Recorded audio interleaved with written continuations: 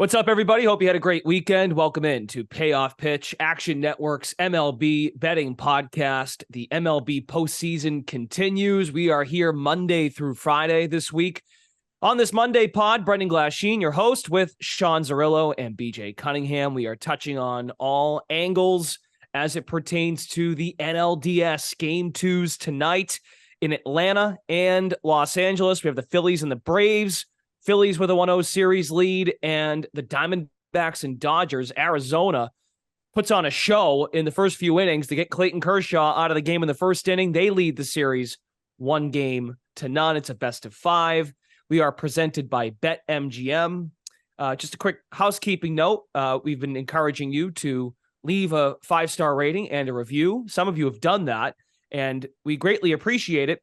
We have a contest winner. We've been promoting, if you leave a rating and a review, that we would give out a subscription to an Action Pro account, and would like to congratulate Mark, who left this review. I'll read it quickly before we dive in. Kind of a good feeling start to the Monday. Mark says, I became an avid listener of the show this season, and I am hooked. All the analysts break down the games in a way where anyone can understand, and it's always about the value and what makes the most sense. I have increased my winnings ever since I began listening to this show. Sean Zerillo is my favorite analyst as I follow his opening pitch column on the Action Network app each and every day. Thanks to all the analysts for helping me get through the week and win some money. That's pretty cool, Sean. We appreciate that. Yeah, thank you. There you go. So again, we'll be doing this throughout the postseason. Please leave a 5-star rating and review. And for folks like Mark and others that will be rewarded at some point, this is the email you want to jot down. And if you're watching on YouTube, this will be written somewhere. Podcasts@actionnetwork.com to claim your prize. And we'll do it again next week. So if you haven't done so yet, 5-star rating and review, and we'll pick some winners. Okay, Zerillo. So let's start with Phillies Braves Game 2, the pitching matchup. Zach Wheeler, Max Fried. Atlanta favored.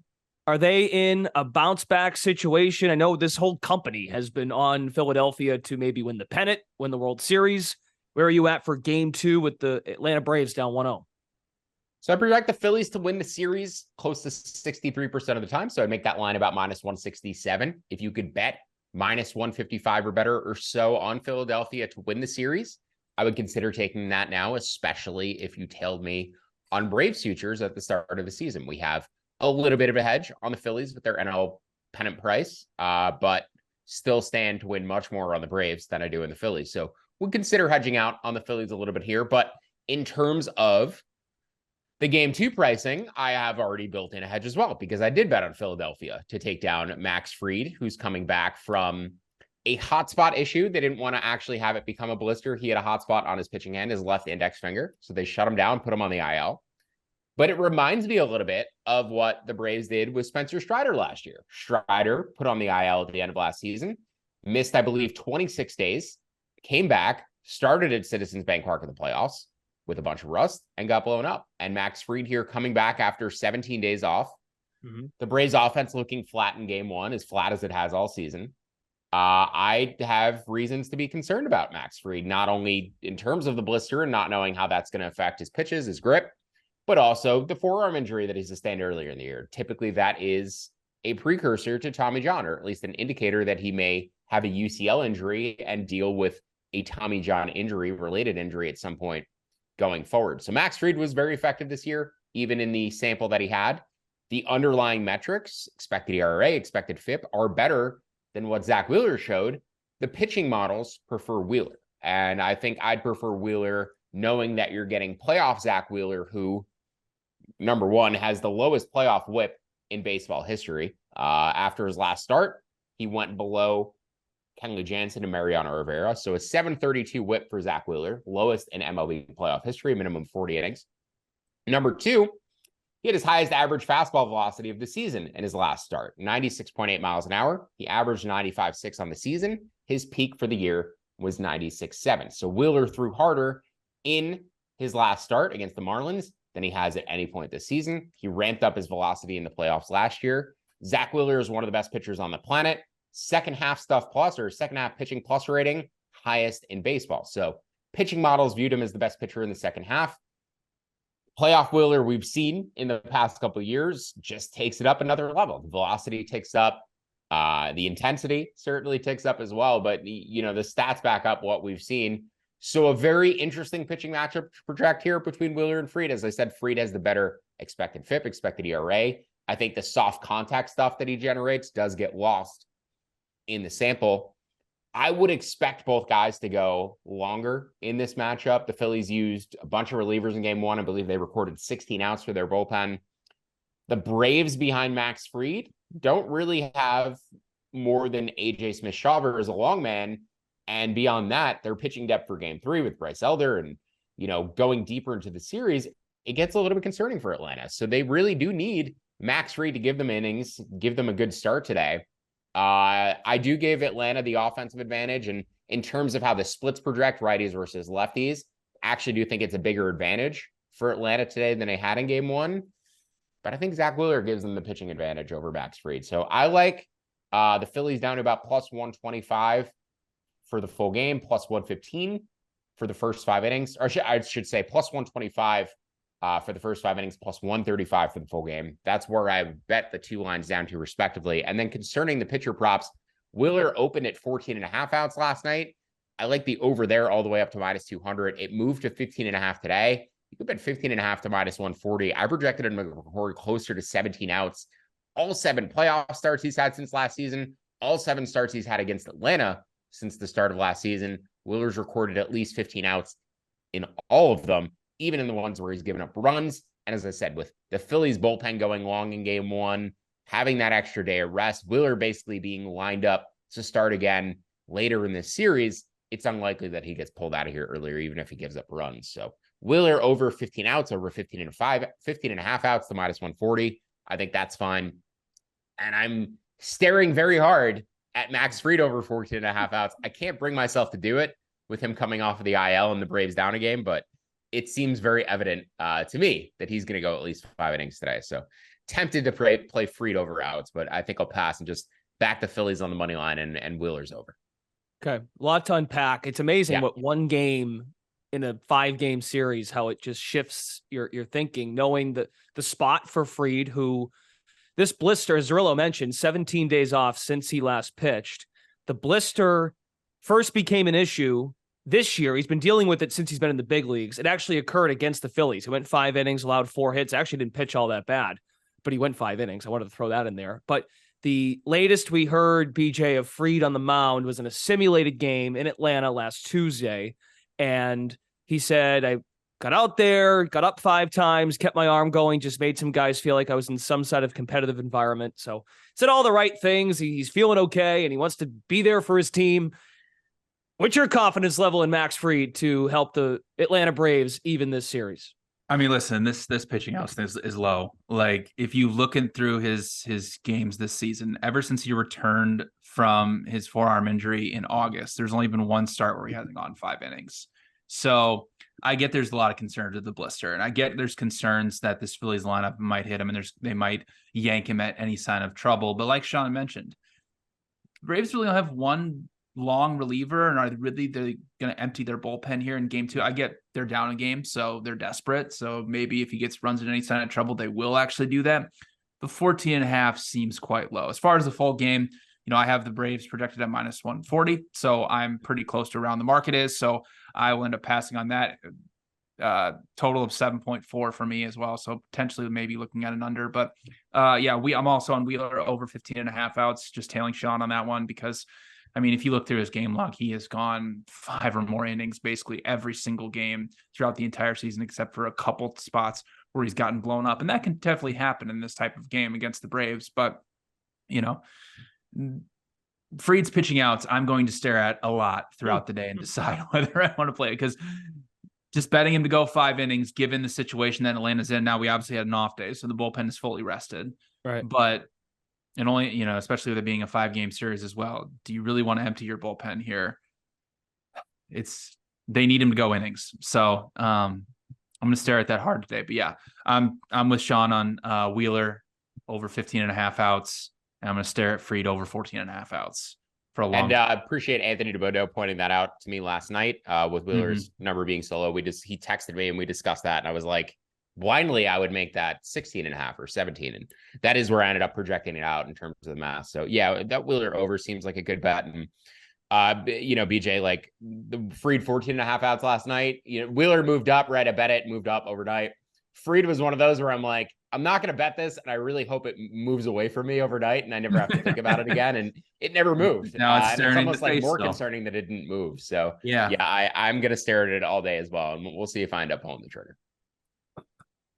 Wow. This feels like we're not quite in the winter season yet, but this feels like when you're kids and you're trying to figure out if you have no school the next day. You're just watching the local news. Oh, don't see it it's yet. like, I'm just going to stare at the screen and wait for somebody else to bet it. So I don't have watching the bottom line, waiting for your school district to come up. And then right. The celebration begins. You're waking up at 5 a.m, even though you never actually get up at 5 a.m. on a school day, just waiting to see if you can get that snow day. Oh. Mm-hmm. I don't know if on this podcast we have any impact advocating for school days to start later, but as a night person, if anybody out there has the ability to impact school starting times, I think kids should go to school a little bit later. I think they'd be more functional. Well, Sean, as someone with a child, I would advocate they should go to school earlier and stay in school. Just permanently.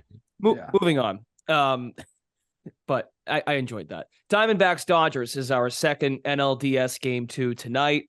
Dodgers are down 1-0 in this series. Clayton Kershaw got ripped apart. It wasn't good. Now, good for the folks we had. I think it was Charlie and Tanner were on Friday, and they were both advocating very strongly for Kershaw under outs, and that went very well. But the Diamondbacks now lead this series. They send Zach Gallen to the mound, and the Dodgers send Zerillo Bobby Miller, who you've been very high on in the second half, and I think you're still feeling good about Bobby Miller. How do you feel about the Dodgers and the Diamondbacks tonight, with the Dodgers priced at BetMGM minus 160 on the money line, Diamondbacks plus 135? Yeah, it's time to let Chef Bobby cook. He should have been in game 1. The Dodgers starting Clayton Kershaw is one of the most egregious strategic moves I've seen since I've been following baseball. It could not have been more evident to me, not as an amateur analyst, but somebody with publicly available data to be able to analyze that Clayton Kershaw is clearly less than 100%. It was the most evident thing. They came out and said before game 1, he's felt as good as he ever has. I believe that was a Bob Nightingale tweet. So Kershaw never had a chance once Bob cursed him. But, you have a $240 million payroll, one of the biggest analytical staffs in all of the game, in all of sports, and you throw out fucking Clayton Kershaw in game 1. Are you kidding me? How many times are you going to let this guy cost you in the playoffs? He shouldn't even be on the roster. He should not be on their postseason roster. We're going to move on. Bobby Miller is their best pitcher. Zach Wheeler, number 1 in pitching plus in the second half amongst 177 qualified starters, minimum of 20 innings. Wheeler was number 1. Bobby Miller, number 4, 110 pitching plus. He was also 8th in stuff plus, 125 stuff plus rating for Bobby. 5 above average pitches per stuff plus. I guess his changeup is at 100, so it's league average, but 4 above average pitches per stuff plus. Above average command. The results have not necessarily gotten to that elite level yet. Zach Wheeler carrying like a 2.5 ERA. That is closer to where the level of pitching models expect these guys to be, like a 2.5 ERA, 2.7 ERA. Bobby's still carrying like a 3.3 ERA, a 3.5, 3.6 expected FIP. So he still has a tier to jump. He's still figuring out how to optimize that pitch mix. He's still figuring out how to get through big spots. Maybe the butthole tightens up just a little bit in the playoffs like it did for Grayson Rodriguez yesterday. That is the one concern. First playoff start. These rookies, you never know what you're going to get. Pablo Lopez absolutely nails last night. You could tell from the first inning, Pablo Lopez, just like how smooth that fastball looked going through the zone, how accurate he was with his command. It was very evident Pablo Lopez was going to have a good start from the outset. Grayson Rodriguez was walking guys in the first inning, could not put the ball anywhere near the zone. He looked like he did back in April. So I think we may know from the jump how Bobby's going to look tonight. And going against the guy like Zach Gallen, taking minus money against a guy like Zach Gallen, who was in the Cy Young hunt for the entire year, may sketch some people out. But I do project Bobby Miller as the better pitcher. Zach Gallen throughout the year, 3.5 ERA, but a 4.2 expected ERA, a 3.5 expected FIP. So the underlying metrics, the underlying indicators are pretty comparable to what Miller did, maybe even a step below. But the pitch modeling metrics had him at a 107 pitching plus. As I said, Miller was closer to 110. So the pitching models, the underlying metrics, both prefer Miller very slightly.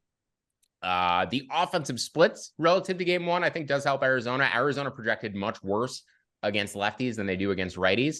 But if you take their second half splits and their splits down the stretch, they actually were a bottom 7 offense against both right-handed pitching and left-handed pitching. So they tailed off against righties later in the year. I still do think their splits project slightly better than they did for game one. But the Dodgers, to me, have the better bullpen as well. And, the pitching advantage throughout this matchup, I basically made them minus 172, minus 171 in both halves, both first 5 inning and full game. So I like the Dodgers here up to about minus 160 in both halves. And then I also like their series price as well. I still have them winning this series about 47% of the time. So closer to plus 115 implied. You can bet them as high as plus 130 right now. I believe I took plus 135 the other day, but plus 122 or better on the Dodgers to win the series, I think is a good price too, in addition to their game 2 money line. So betting the Dodgers in a variety of ways, figuring out where I want to allocate more of my risk to, if I want to weight it more towards the series price or towards the game. Right now it's weighted more towards game 2, but I may end up adding a touch more on that series price at plus 130 just because I do project them to have the pitching advantage for the remainder of the series. And with regards to the splits, one other thing I want to note is that the Dodgers did struggle against lefties more so than righties. They ranked closer to league average against lefties, and it actually got worse throughout the year. The problem is Arizona starters are all right-handed, so they can't flip the Dodgers around and put them in their lesser split over the remainder of this series.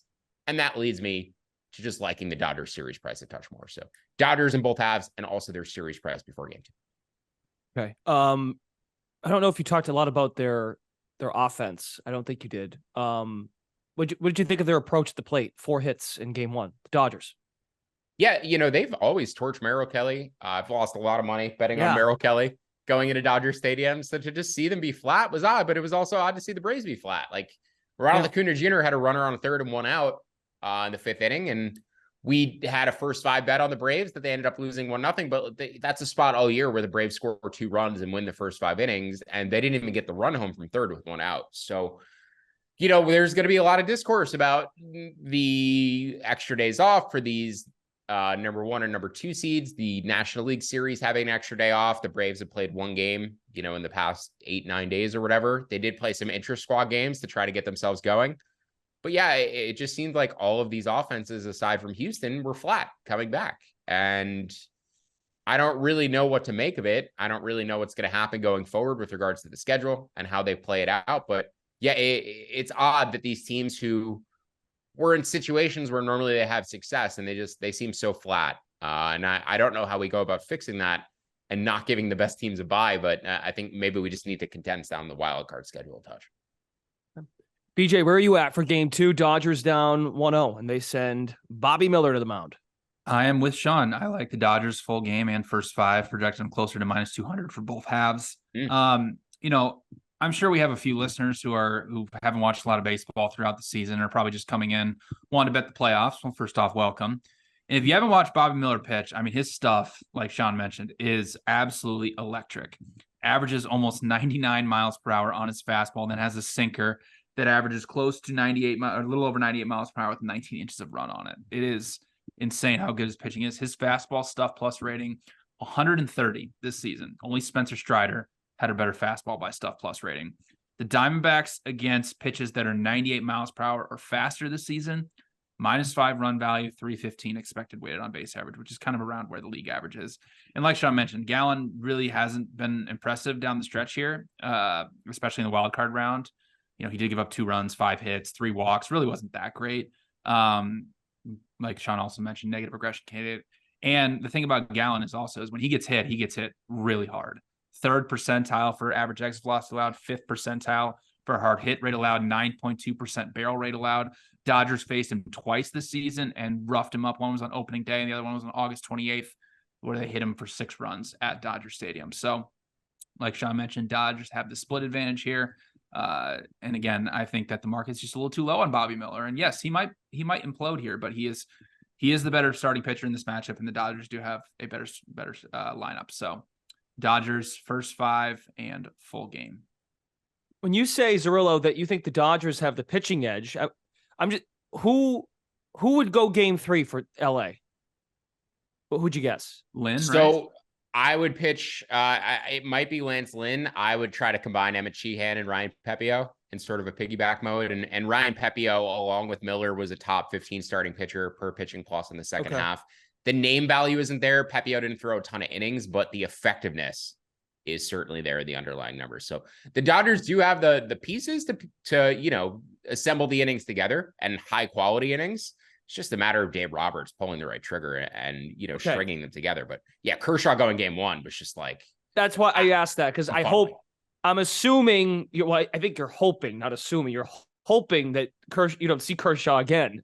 It's correct. A starter in the series. Okay. You have to imagine that they wouldn't throw him again. The problem is, I believe if you put a guy on the playoff IL, and so like right now, if they said, he's injured, we're going to remove him from the roster and put another reliever on the roster, I believe that does take him out for the rest of the playoffs. So if he is feeling better for the World Series, they wouldn't be able to use him. But yeah, it's a number that I projected, assuming Kershaw's not going to pitch again. But I also didn't expect him to pitch until game 4. Initially when I projected the series out and when I bet the Dodgers pre-series at -150, by the way, that closed at like -230. So that was a good bet regardless of where it closed, but I also wasn't expecting Kershaw to be the first guy taking the ball. So don't love that. One thing I do want to mention before we jump to potentially talking about the AL games in the Phillies-Braves matchup, one thing that I noticed, and this really stood out, I don't love to look at numbers specifically against pitchers, not matchup specific numbers, but there's a big discrepancy in how the Braves have performed against Zach Wheeler and how the Phillies have performed against Max Fried. Max Fried, 210 plate appearances against these current Phillies hitters, 844 OPS allowed, 844. Zach Wheeler, 300 plate appearances against these Braves hitters, 661 OPS allowed. So Wheeler's had the much better results. Just like going down the Phillies lineup against Max Fried, Nick Castellanos, Trey Turner, they've just torched him. And the strikeout rates, the walk rates, they're okay. Like the strikeout minus walk rate for both Max Fried and Zach Wheeler against their respective opponents, even though their offensive stats have a huge discrepancy, the strikeout and walk rates do align with where you would expect them to be. So maybe Max Fried has just been a bit unlucky, but seeing a huge difference in their results, almost 200 points of OPS, that really stood out to me. And if you're looking for player props today in that matchup, I think Castellanos would be the guy to lean to. Yeah. Yep. Fried, yeah, it's Zerillo's point, 5 innings, 6 strikeouts, 2 walks in that start that I referenced earlier when the blister stuff started coming back. That was on September 12th. He made one more start against the Nationals, and then he got shut down 17 days later. He's pitching in a must-win game, kind of, sort of, for the Braves. We will, go ahead. You had something? No, it's I mean, is Bryce Elder, and who's going to get the Braves back in the series if they lose today? So yeah, this could be a must-win game. It's crazy to say that with the team who set all these offensive records, but you get shut down for 2 games and your season's over. Tough luck for the second straight year against the same team. Before we go, we'll quickly look ahead to tomorrow. We'll have an episode tomorrow. We're here Monday through Friday, episodes every weekday for Payoff Pitch. We'll look at, just because our analysts are rotating. So if BJ, for example, you want to get something in that you won't get in with your, verbally, anything you're looking at tomorrow. I know we don't know Baltimore's starting pitcher, but everyone else that is playing tomorrow. So Texas, Houston, Minnesota, we do know starting pitchers. So anything you want to give out today? Yeah, not really. The Minnesota Houston game, I think, is right in line where I have a projected. I have Minnesota at -118, which is right in line where the market is right now. Total of 7.8. So I'm pretty in line with where the market's at. Christian Javier has pitched better in the month of September. He had a horrible August, over a 7x FIP in August. So obviously somebody who coming into the season we thought was gonna be really good, had really good stuff, plus numbers, and really is just kind of fallen off. But yeah, he has been pitching a little bit better. But Sonny Gray was really solid in that start against the Blue Jays and has been solid all season long. So I'll potentially maybe looking at some props, maybe some pitching outs after I get done projecting them. So follow me in the Action Network app, and we'll see if I can come up with anything for this game. But yeah, since we don't know the pitcher for the Baltimore game, it's very funny now the situation that Baltimore finds themselves in, because as me and Sean were talking about before this. Are they really going to just throw out Kyle Gibson or Dean Kramer in game 3 in a must-win game and just be like, all right, that's it. That's all she wrote. It's a very bad situation for the Orioles right now. They're getting down 2 games. They pitched their best 2 pitchers. So, and Evaldi's going for Texas. Yeah. And that's serious. I mean, which is honestly, if, and Sean will mention him, but if Baltimore pitches the correct pitcher, they should, potentially a good Orioles spot there, in a must-win game to try and fade Evaldi. And Zerillo, anything you want to give out for maybe because you're looking at a price? There's a target price out there that you like now that might move overnight. Speaking of the overnight movement, it kind of comes full circle. If there's anything you'd like to give out now. Yeah. So, I make Texas minus 700 to win the series. You can bet Baltimore as high as plus 800 right now to win. I would typically want closer to plus 850 if I was doing it based on the normal 2% edge cutoff that I do. But plus 800, not bad. 1.5% edge. The problem is, as BJ mentioned, we don't really know who they're throwing the next 2 games. And they had the pitching advantage in games 1 and 2, and presumably would in game 5. And they already lost the advantage. And their offense looks cold, again, coming off a layoff.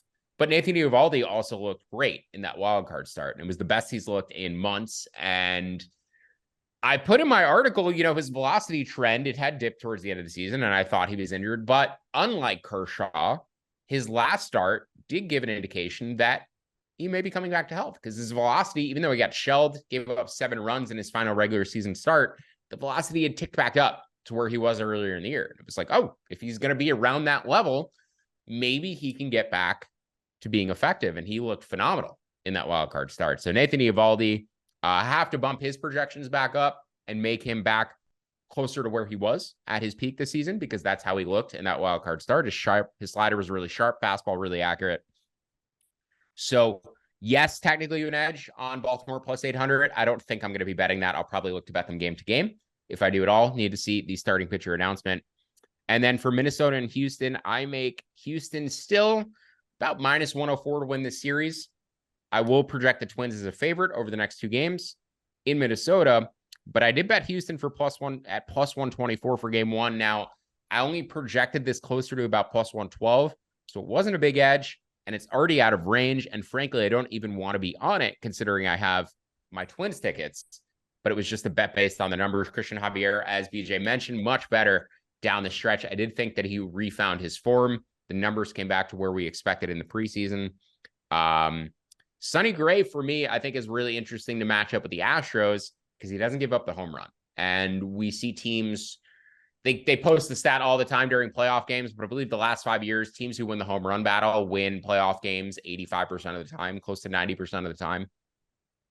And Sonny Gray this year has allowed just 8 home runs across his career, 0.84 home runs per 9. And Christian Javier gives up a lot more home runs than he does. So the power discrepancy, or the potential to get home runs and win the power discrepancy in game 3, I think that definitely helps Minnesota. But I also don't know if Sonny's going to get these Astros hitters to chase outside of the zone as much as he did against these other AL Central teams. So really interesting matchup for me. As I said, I bet Houston early, but no value for me now. And we'll see what I end up on by game time. But I really don't anticipate having much action on Tuesday's ALDS games. Just kind of figuring out whether I want to bet that Baltimore juicy series price at plus 800. Another one I'm going to stare at all day and probably never pull the trigger on, but we'll see. Okay. Well, we do have a show tomorrow. We'll join all of you again, and we'll find out where we're at on Tuesday. Good luck with your bets, everybody, for the NLDS Game 2s tonight. Payoff Pitch is presented by BetMGM for Zerillo and BJ Cunningham, Brendan Glasheen. Thanks for listening. Leave that 5-star review and rating, as the rating and the review, to potentially win yourself an Action Network Pro account, and we'll talk to you again tomorrow. See ya.